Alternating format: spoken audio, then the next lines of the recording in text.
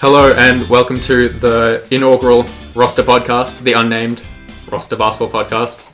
Do we have any name ideas, guys? I probably should have asked that beforehand. Roster. I like the roster. The roster. We have been the roster since high school. We have, but I was thinking like podcast names. I was thinking Whites at the Round Table the other day. I don't know if that's any good, but I thought that was pretty good venture. I like it. Roster pod. Yeah, roster pod. Roster pod. Yeah, that's good. The roster basketball podcast. Something like that. I guess the point. It's good. Yeah. I am Stephen, one of the roster people on the internet. I'm here with Rob. How's it going? Matt. That's me. And we've got Jake here too. How we doing? Yeah. Yeah, you can find out more about us on the website. Yeah. Yeah, if you want to know our last names and stuff, go to the-roster.net. Today we're going to be talking about 3 rookies that Rob, Matt, and Jake liked because I don't know anything about the rookies, and I wanted them to tell me about who I should be rooting for this NBA season. Yeah, so first off, Rob, who have we got with you? So, I'm going with Chris Dunn, pick number 5 to the Minnesota Timberwolves. Okay. Why? Man, I just love what he brings to the table. Like, the Wolves, they need a new point guard. Ricky Rubio, he's just not... Yeah, you've never liked Ricky Rubio. He's just... Too long. He's never made it. They need to trade him. But Chris Dunn, he could be the whole package. He could be what they need. He's not a great shooter, but you got to respect his shot. Here's Ricky. Hey, well, let's get him. He's not a great shooter. But he's passable. He is... If he's open, he's knocking down the shot. Okay. But I love how he drives. Yep. And I love how he plays defense. Okay. He's long, and he's tenacious. Okay. So, was he good in college? Did he hit threes in college? Did he do that sort of thing? So he's slowly gotten better and better at threes in college. How long did he play college for? 4 seasons, but he was injured for almost a whole season in his second year. Alright. So he did the whole time though? Yeah, he did. Okay. But he's every year he's just progressed more and more. Like in his first season, he averaged 5 points a game. Second, 4, but he played 3 games and got injured in his third. Then he just burst out in his third year to 16 a game and 16 again the other year, winning the Big East Player of the Year both times. Okay. And that's... So I guess it makes sense he went top 5. Exactly. Okay. So he's not like an unscouted prospect who they think will develop in 5 years. He'll play right now. If he would have entered the draft last year, he would have been top 10 easy. Okay. Where did you go to school? So he went to high school in New London, but college he went to Providence. Do you have his high school stats? I don't. Okay. Well, that's... middle school or junior? Where did you go? High school to me is irrelevant. You know, players blossom when they're in college. Does he have a middle school mixtape that we can go and link on the... I'm going to have to look Yeah, you'll have to find it for us. But he also, in his colleges, the last 2 years, he won Big East Player. He was the Big East Defensive Player of the Year. And for a point guard to do that, for a point guard to be Defensive Player of the Year, you've got to be a pretty good on-ball defender. Alright, that's fair. So you think he'll do better than Ricky because he can hit shots? 100%. But doesn't Ricky Rubio just pass and defend? Isn't that what you're saying? And he's not a great defender. Ricky's not a great defender. Gets a lot of steals. Matt, you like He does Ricky, get his steals. Well, he's not a great defender. He just makes fun passes. But I think Dunn will be a better all-around player. He gambles a bit much. He does gamble. On the defensive end. And Ricky, he's a bit slow. Dunn, he's nice and fast. He plays a nice pace that the Wolves need. And they are a young team. Dunn, he's 22. He's older than all the rest of the starting 5 at the Wolves. So these nice, mature player they need. Not another young gun that's just got up and come. He's got a bit of experience under his belt. Yeah, and with Tibbs, they're poised to make some sort of playoff push potentially. Tibbs does wonders with point guards. Just look what he did with the Bulls. He made John Lucas a serviceable starter. And what's John Lucas doing now? In the league? Backing up. He's back in. I think he's at the Wolves. Yes, exactly. Because Tibbs loves him. There you go. Tibbs gets the most out of his players. John Lucas, All-Star berth 2017. It is confirmed. Yep, Matt, I feel like... Do you think Ricky Rubio will stay on the Wolves if Chris Dunn turns out alright, or they try and I don't think they'll trade him straight away. They haven't got rid of him yet, which I think is a good sign for Ricky staying there, but he's going to move on eventually. Yeah. I think if he's getting traded this year, it's going to be before the deadline, but it's going to be pushing it. How long's his contract? Any ideas? I think he's got another year on it after this. So there's still some, people will still want to trade him. They wanted it to work. They really wanted it to work. And they're still keeping Rubio because he is an alright player. Yeah. He can start, and he's kept the team afloat. Yeah. But if Dunn turns out to be a much better player, well, obviously he's gone. I feel like you don't draft a point guard without saying, hey, Ricky, you might not be our future. Exactly. We might be moving on if Dunn turns out. Yeah. So do you guys agree that, sounds like you guys agree Chris Dunn will be alright, at least? I don't know if you guys know. I don't honestly know what the market for Rubio is to try and ship him. Look, it won't be too bad because his contract, he's on about $14 million a year, but with the new contract, that's not too bad. Yeah, that's about $9 million. That's about a starting point guard, so he'll find somewhere to go. That's cool. And Dunn, he can pass as well. With this Wolves team, you just look at them. They've got Cat, they've got Levine. If they're going to play an up tempo, that's the team. Dunn's the guy. Ricky's not the guy. He's too slow for it. That's true. That is true. Although I imagine Ricky will throw some good passes to... It'll be fun to watch. Yeah, he'll throw some big passes to big dunks before he gets traded. I still remember in the rookie game he played in, he threw at least 8 flashy passes. Just trying to show off. This Wolves team looks like they're just going to be big fundamentals. They're going to be the little Spurs that could. Up and coming. Especially under Thibodeau, they'll be defense first. Exactly. Yeah. And they got a lot of long guys that could emulate the Thunder last season in a way because there's a lot of long guys. I think Dunn's going to have a big impact if he gets put in the starting lineup. At the moment, I'm not sure who's going to start. I think Ricky's still the starter. Yeah. But as the season goes on, I give it maybe a month, probably 2, before Dunn gets bumped up into that role. Yeah. And then if that happens, he's not going to win Rookie of the Year because he's just not an all-out scorer, and that's all the Rookie of the Year is anymore. It's just the best scorer. But I think Dunn could possibly have the best impact. He could be the one who pushes them just to the brink of an 8 seed or something like that. Yeah. Okay. You don't think with Dunn they make the playoffs? Maybe they're going to need more players to improve than just Wiggins and Towns. That's true. Because 2 players, it's good, but they're both seriously super young. And then, if Levine just keeps staying stagnant and they don't get some nice shooters around him, it's going to be back down the bottom. I've heard good things about Levine preseason. Yep. So Wiggins has sort of fallen under the radar a little. He has. Last season he averaged over 20 a game. With Karl Anthony Towns ascending, Wiggins has sort of slipped under the rug. He's still a very good Which is player. good. That's the second. That's what you want. He's going to thrive in that second role, not the leader as the second. Just being a great basketball player. Yeah. I mean, if you have young Wiggins and young Towns on your team, I don't think you're going to be too upset. Exactly. Yeah. You've always got a future. Because what are those guys, 20 and 21 or something? Yeah, exactly. Yeah. And even if you've got a bunch of role players around, you've got plenty of trade assets if the team doesn't work. Alright, cool. I feel like that's a wrap on Dunn. I feel like I know Chris Dunn, personally now. Exactly. Yeah. I feel like we're going to go for a barbecue at his house. Alright, so we'll move on to Matt's player, who is the best named player in the NBA for the upcoming season. Torian Waller-Prince. Oh, Denzel Valentine. Rajon Rondo. Look, those are some good. Okay, you got me. Okay, maybe there's a couple. It's a good name draft class. Good name draft class. I'm talking about the one, the only Dragon Bender. Yes, Ben's the fifth element. As soon as I heard his name, I'm like, this guy is going to be great. Dragons are mythical creatures, Matt. I don't know how many times I have to tell you. They're not real. He's real, I tell you. Okay. The Suns definitely think he's real because they draft him with the 4th pick. I haven't seen him in real life. I don't think he's real. So he's one of these guys who's an international player who we don't know much about. So is he this year's Kristaps? Well, he's getting a lot of comparisons to Kristaps. Okay. And you can see that when you look at him. He's 7'1", 225 pounds. So he's almost as big as Kristaps, not quite as big. And people are comparing their games because they're both huge, big men who like to rebound, like to shoot the ball. But one of the main things we're getting out of looking at how Dragon Bender plays is he doesn't really play that big man role just yet like Kristaps does. He's more of a shooter. He's like a combo forward at the moment. Even though he's 7'1", he really plays like a small forward, power forward at the moment. But you know who else was a big man who liked to rebound and was also an international? Darko Milicic.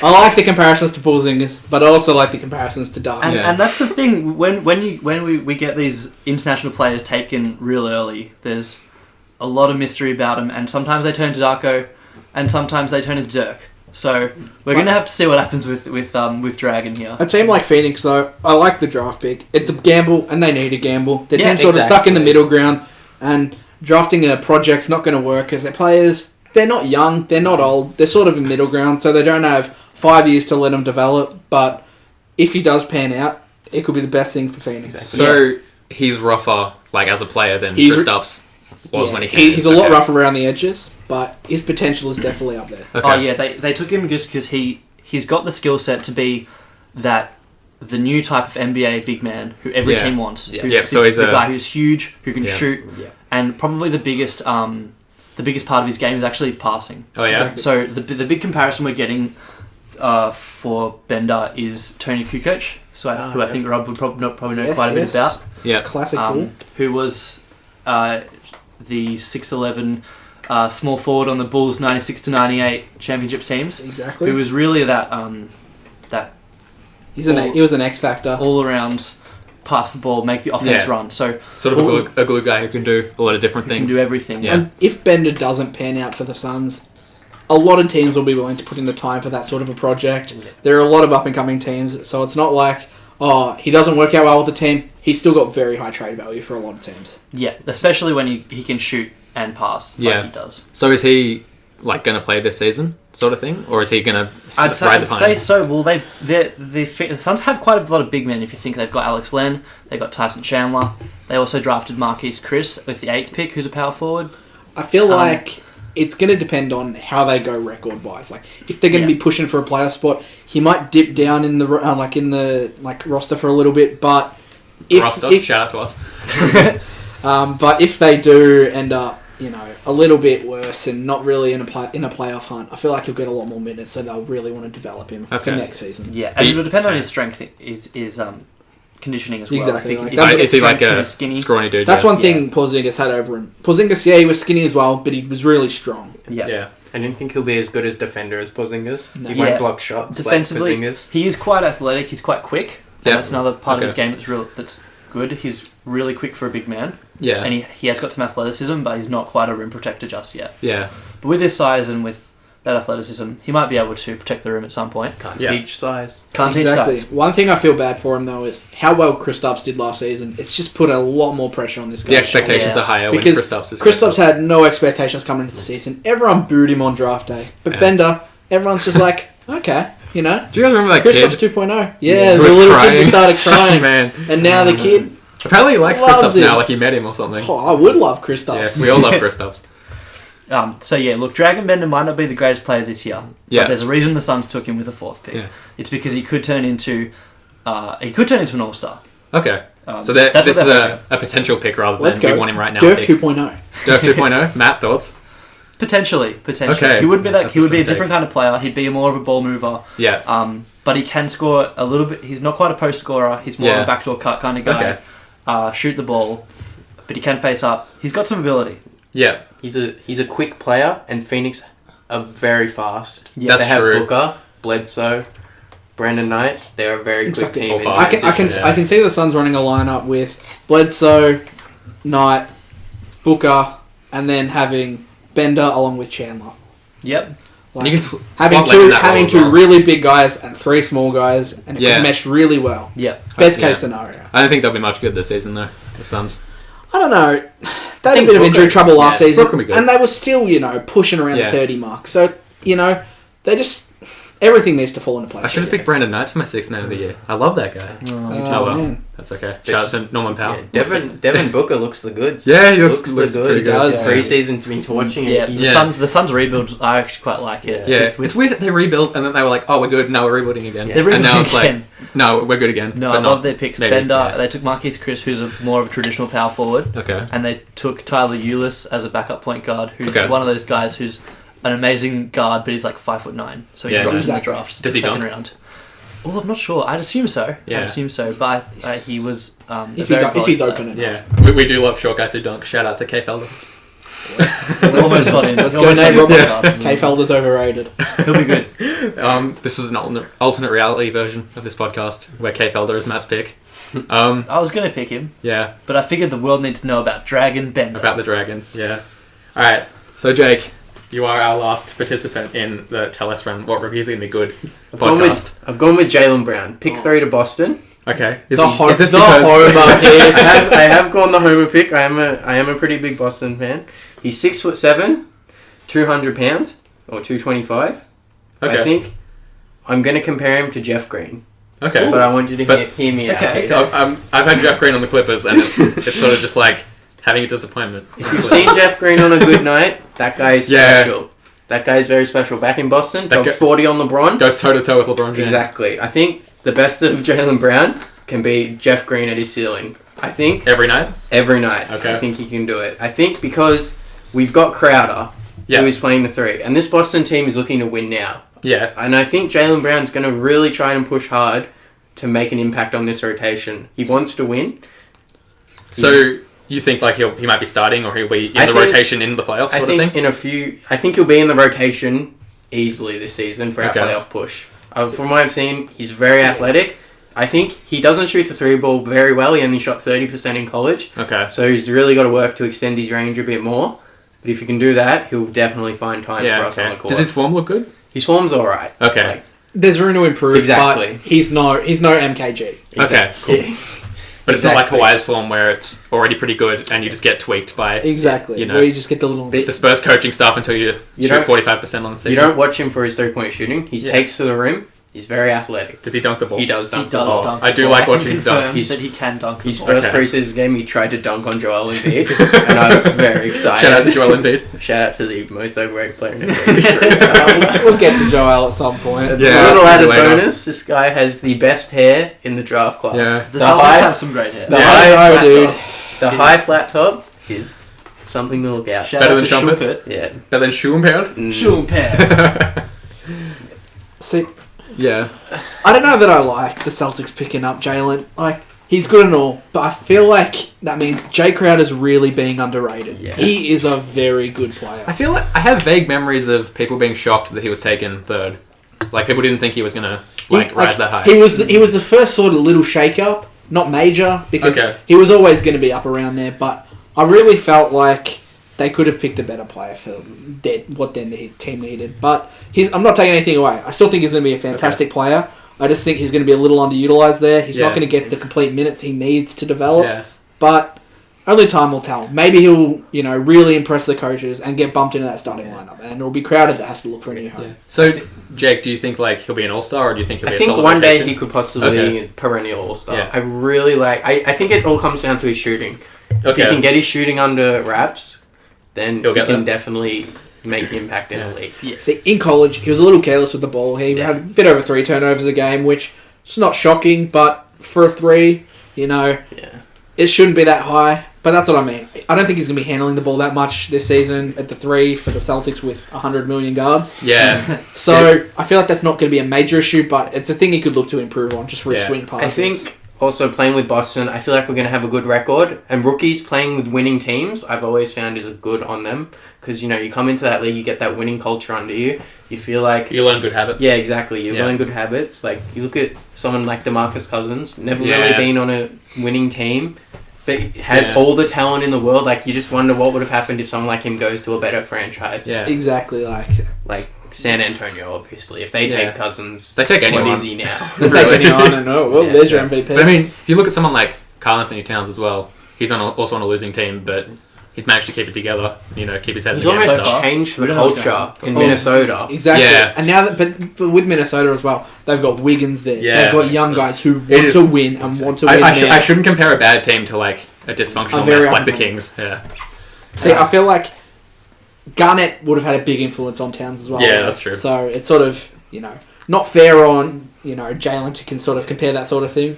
Yeah, okay. Jalen, another underrated thing, playing in Boston. Boston are winners. Boston are winners. Boston are winners. They like to win. Boston are winners. One thing I'm a little worried about is his free throws. He's not great. He's not horrible, but 65% in college, it's not going to cut it in the NBA. That under 30% just for 3-point shooting is not good in college. Shots get harder in the NBA. Exactly. It's not like you go, good thing I'm going to have easier shots. You take a few now in the steps league. back and they're even harder. Yeah. And the defenses come at you harder. They're going to chase you around more. Exactly. Just look at Jimmer. Jimmer Range in his NBA 3-point range. Yeah. He couldn't adapt, and if you're not already a good shooter, you're going to have to put in the work, put in the time in the gym. He's athletic enough to be a good defender as well. Okay. Something else there. Was he a good defender in college? Any idea? He was borderline average, but it's his athleticism that take him to the next level. Yeah.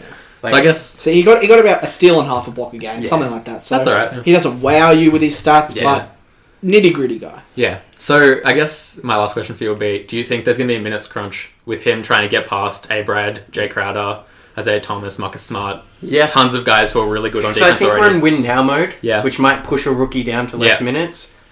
But Brad Stevens has shook up the lineup before. Like, he's played RJ Hunter, Jonas Jerebko, significant minutes if you can perform. Yeah. If you can perform, you're going to get into the lineup. So he's not going to just get put down because he's a rookie. Exactly. If he shows something, he'll get in the lineup. Exactly. With the way the NBA is going as well, I could see him playing small forward, and then you also having Crowder getting significant minutes at the 4 with the small ball becoming a thing. Yeah. I feel like that could be a nice, very good lineup for the Celts. That could be a nice little shake-up. Okay. Or there's the potential that we just ship him for a superstar. Danny Ainge is there. He's done wonders. And you still got Brooklyn's pick. You could wasn't even our pick that we took him with. Yeah.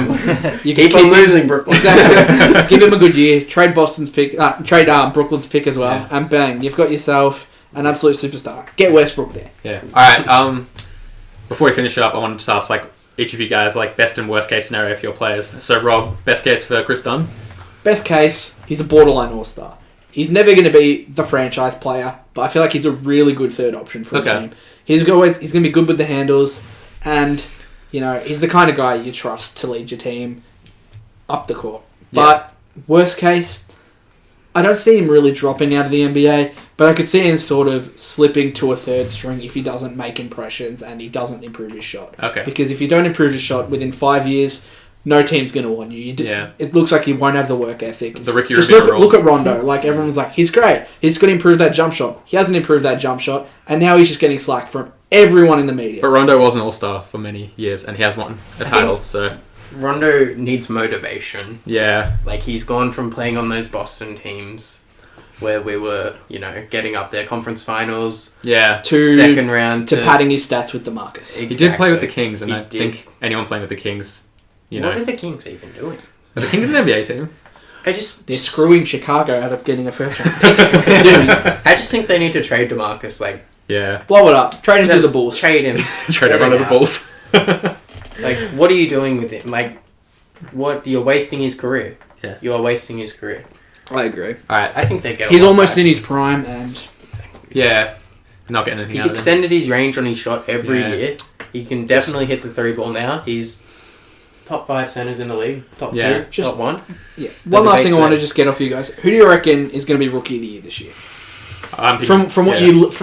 If you had to pick out of our players, if that's all you know, who would you say has convinced you is the one?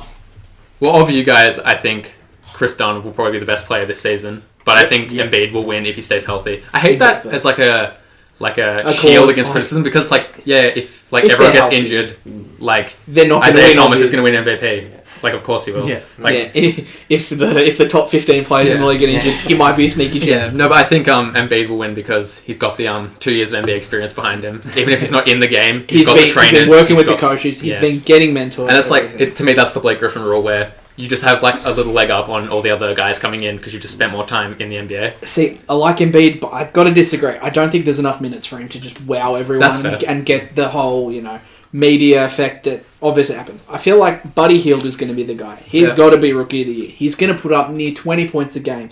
Look at the Pels. They have the Brow. Who else? Everyone's injured or... Everyone. See, Drew Holiday's out for the season. Potentially, yeah. Potentially. Yeah, so it's not guaranteed yet. So, he's gonna be. He's not starting straight away, but he's going to be getting lots and lots of minutes. Each one more is starting for the team. Jake. Yeah, I think. So if Eton Moore's starting, you've got a little bit of an issue there. Yeah. Buddy will be in there within the first month, and I feel like it's just a scoring award. Give it to him. Yeah. Just give it to him now. Matt, thoughts? Yeah, Buddy. I'm going. Buddy Hield. Jake. I'm gonna have to go Buddy too. He'll get so many shots. Okay. So many shots. Well, that's 3 against 1, so I might be changing my mind soon. Matt, Dragon Bender, best and worst case. Best case scenario is he has a Kristaps burst out. Which we don't expect. He comes out of nowhere and he is one of the best rookies this year. His 3-point shot falls. He can post up and hit fadeaways and crazy stuff. He's basically Dirk and Kristaps. Yeah, that's the best case scenario. Yeah. I think as a player overall, the Suns obviously hoping he turns into someone who's the perfect NBA center in 5 years' time, who stretches the floor, passes it around. I'd probably say would be a second or third option on offense. And really be just the guy who keeps it flowing. Yep. And passes the ball around. Probably not the go-to scorer. And best case, looking at someone like Tony Kukoc or maybe like a Hito Turkoglu. Yeah, okay. Probably like a hopefully a rich man's Hito Turkoglu. Yeah. See, I disagree though. I think his best case scenario has got to be he grows another 3 feet, gets a 12-foot wingspan, and dunks from the 3-point line every trip up the court. That being said, one thing I didn't say is that he's the youngest player in this draft. Oh, so that's possible. How old is he? 18 years old. Man, Because he's coming from I the feel so National League, old. those rules don't really apply to him. So he could still go another 3 feet. We don't know. That's true. He's not done yet. What about worst case, Matt? Worst case, Is it just Darko Milicic, basically? Oh goodness. Potentially. I think worst case this season would be that he gets lost in the rotation. He doesn't show up. He can't shoot the ball, and he kind of falls to being their backup big man. Yeah, okay. And then overall, maybe someone like Jonas Jerebko, who's kind of like a bench guy who's not really a starter. I think Brad Stevens has got production. Yeah, but he's not going to be a starter. You just need the right team. Player. I feel like his worst case is probably not a Darko type of player, but more a Hashim to beat. Oh. Yeah. That's rough. Look, Yeah, they're that's both tough. bad. I think he'll picks we stick did not do around well. because he's so young and he's got that ability to shoot and move the ball so well. I think he'll stick around in the league. He won't be done in 2 years like Jan Vesely or someone like that. A lot of teams will take him just for the international fan base as well. That's a big thing. They'll be like, owners go crazy. It's like that the guy for the Kings, Simbala or whatever the guy's name is. Simbular, I think. Simbala, that's the one. Sorry, my bad. Is he still in the league? I don't think he's still in the league, but he did play for a little while at the Kings. He got a couple of minutes, and they really just signed him because India. It's a big market. Yeah. He put butts in seats. That's true. Jakey, Jaylen Brown, best and worst case. Best case scenario this season, I think Jay Crowder goes down with an injury. Jaylen Brown. That's the best case for the Celtics. For him personally, Crowder goes down with an injury. He's forced into the starting lineup. He gets considerable minutes. He shoots more consistently from the 3-point line. He makes an impact on a Boston team that's pushing for the playoffs. Worst case, I think he can't shoot the ball. He might struggle to make finishes at the rim. If you're not shooting the ball well, your confidence isn't there, which does affect you when you take it to the rim. So, you might lose spots in the rotation, especially if we're in the playoffs, Yeah. Career-wise, I want to say he has the potential to be a perennial all-star, but I can't say that right now. I think maybe 1 or 2 selections here and there in a certain year. Like a DeMar DeRozan type? Yeah, sort of like that. And for his career, worst case scenario, he is Jeff Green. Jeff Green has been inconsistent. One night he's there, the other night he stands in the corner and doesn't do anything. Yeah. Still not bad. You can get paid if you play Exactly. like He's that. getting $15 million in Orlando. I think he could be someone like an Iggy. Like that real athletic slasher. Get to the rim. If he improves his passing... Yeah, he would have to improve his ball handling, but I think Yeah. that's probably someone you could look at. If I was a Celtics fan, what I'd be hoping for was that he has a season very similar to Stanley Johnson's did last season. Yep. He had a very, very underrated year. He did well, and then Pistons first round playoffs, he took it to LeBron. He did. And if you can get that from Jaylen, that is best case scenario. If you can get someone that can guard LeBron, make him work, the Celtics might be able to make it past the first round. I think we do. I think we may meet Cleveland in the playoffs, which we'll lose, but I think if you can steal 2-3 games, that is amazing for such a young up and coming the return of the LeBron Boston feud rivalry. Let's bring it back. Like, I don't know who's better than Boston apart from Toronto and the Cavaliers. Chicago. The Chicago, I can't shoot a 3. The Bulls are going to hit 4 threes this season. I don't know. Nah, man, Mirotic is chucking up 15 a game. He'll have to if they want to space the floor at all. But that's not what we're talking about. Alright, I think that'll be it for us on our first podcast about the Hope rookies. you know a bit more about the couple. I feel like I do, yeah. I know 3 of them. Now when someone says Dragon Bender, I'll be like, oh yeah, it's Kristaps, but like younger. International, Stuff 18 like that. years old. Yeah. And then there's like Jalen Green. And then we got Jalen Green. Chris Dunn, who is basically Ricky Rubio, but younger. And runs faster. Don't, my boy. Did you mean to say Jalen Green? No, I did, yeah. He did. Yeah. He's Jeff Green. Come on, man. I wasn't looking at your face when you said it. So Jay Green. Yeah, no, it's all in the banter, man. You can find us at the-roster.net. We've got picks for our MVP and stuff, posts coming up, and I've posted something about Stardew Valley. Well, I haven't yet because we're writing we're writing with our voices. This Coming, in the past. coming soon. Articles Yeah. are well. But this will post after we do that probably. This is on you. Facebook, Twitter, we've got all that stuff probably at that stage. Yep. Thank you for listening. If you have been, if you haven't been, you're probably not listening. So, Hate you. yeah, thanks, and we'll catch you next week for more basketball stuff.